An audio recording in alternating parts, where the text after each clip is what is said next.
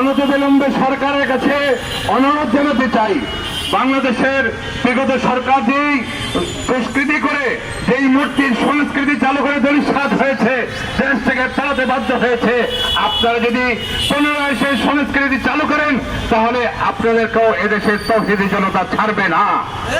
আমি মনে করি এই যেই মূর্তি নিয়ে বিতর্কিত হয়েছে, বিতর্ক চলছে বাংলাদেশে, সেই বিতর্কিত মূর্তি আপনারা এখনই দ্রুত অপসারণ করুন। আর না হয় বাংলাদেশের তৌহিদি জনতা দল মত নির্বিশেষে সকলেই আন্দোলনের মাধ্যমে বাংলাদেশের সমস্ত মূর্তি অপসারণ করবেই করবে। আমরা মনে করি সরকার আমাদের এই আন্দোলন, আমাদের দাবি মেনে নেবে ইনশাআল্লাহ।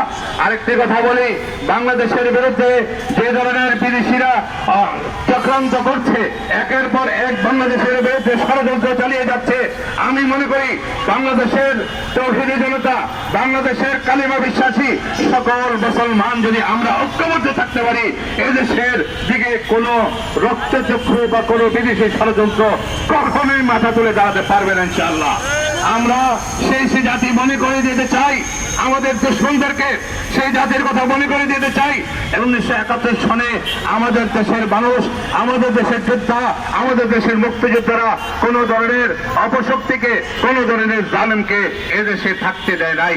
আমরাও ইনশাআল্লাহ আগামীতে যদি আমাদের দেশে কোন ষড়যন্ত্র হয় দেশ নিয়ে, তাহলে বাংলাদেশের 18 কোটি মানুষ, বাংলাদেশের 18 কোটি তৌহিদি জনতা ইনশাআল্লাহ দেশের পক্ষে থাকবো, দেশের পক্ষে লড়বো, দেশের জন্য আন্দোলন করে ইনশাআল্লাহ শাহাদাত বরণ করতে আমরা প্রস্তুত আছি ইনশাআল্লাহ। নাসরুল্লাহ ওয়া ফাতহুন করিম। আল্লাহুম্মা আনতাস সালাম ওয়া মিনকাস সালাম তাবারাকতা ইয়া